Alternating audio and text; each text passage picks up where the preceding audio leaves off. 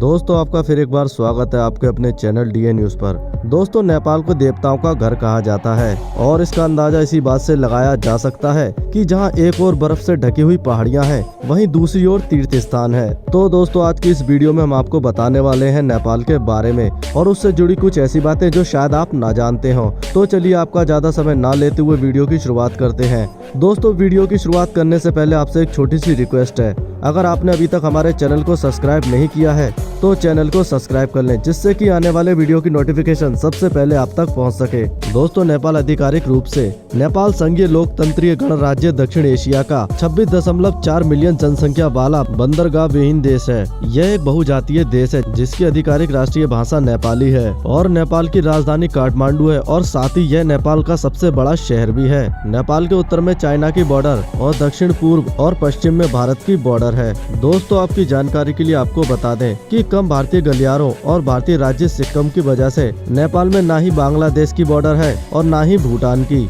और नेपाल हिमालय में बसा हुआ है और दुनिया के 10 सबसे ऊंचे पर्वतों का घर है और जिसमें माउंट एवरेस्ट भी शामिल है। इसका दक्षिणी मध्य भाग उपजाऊ और नम है और साथ ही साथ नेपाल 1,47,181 वर्ग किलोमीटर में बसा हुआ है और इस हिसाब से नेपाल दुनिया का 93वां सबसे बड़ा देश है और जनसंख्या के हिसाब से 41वां सबसे बड़ा देश है। और साथ ही साथ नेपाल में विविध प्राचीन सांस्कृतिक विरासत है। वैदिक काल के रिकॉर्ड से ही नेपाल शब्द को लिया गया है और कहा जाता है नेपाल में ही अंतिम हिंदू साम्राज्य था। बुद्ध धर्म के संस्थापक सिद्धार्थ गौतम का जन्म भी दक्षिण नेपाल के लुम्बिनी में हुआ था और नेपाली लोगों को गुरखा नाम से भी जाना जाता है। प्रथम विश्व युद्ध और द्वितीय विश्व युद्ध में ये अपनी वीरता के लिए भी जाने जाते थे। साथ ही साथ इनकी स्थापना 18वीं शताब्दी में की गई।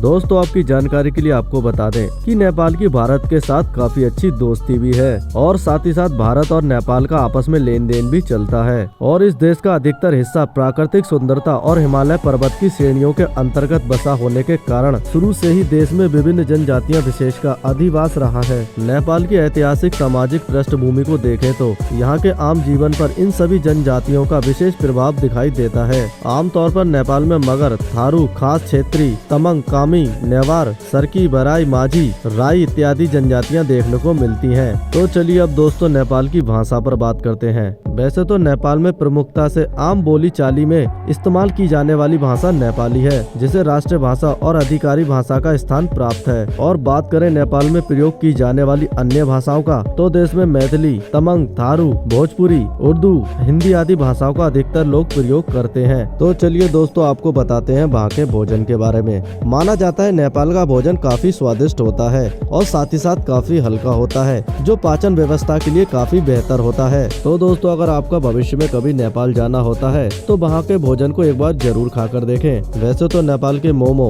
वाजी, दाल भात, सेल रोटी इत्यादि फेमस हैं। बाकी आपके ऊपर निर्भर करता है कि आप वहाँ क्या खाते हैं। तो चलिए अब बात करते हैं वहाँ की संस्कृति के बारे में। एशिया महाद्वीप में मौजूद प्राचीन देशों की सूची में चीन भारत की तरह नेपाल का स्थान भी लगता है। हिमालय पर्वत श्रेणी तथा प्राकृतिक सुंदरता से घिरे हुए इस देश का सामाजिक परिवेश काफी शांतिपूर्ण और अत्याधुनिक है। नेपाल में मौजूद धर्मों में हिंदू, बौद्ध, मुस्लिम और ईसाई धर्म का पालन करने वाले लोग शामिल हैं। यहाँ पर अन्य धर्मों की तुलना में हिंदू धर्म को मानने वाले लोगों की संख्या ज्यादा है। प्राचीन काल से चली आई सनातन धर्म की मान्यताओं का प्रभाव नेपाल में अधिकता से देखने को मिलता है और इसी तरह गौतम बुद्ध के जीवन से संबंधित लुम्बिनी स्थान भी नेपाल में मौजूद होने के कारण बौद्ध धर्म को मानने वाले लोग का अधिवास भी यहाँ अच्छा खासा देखने को मिलता है।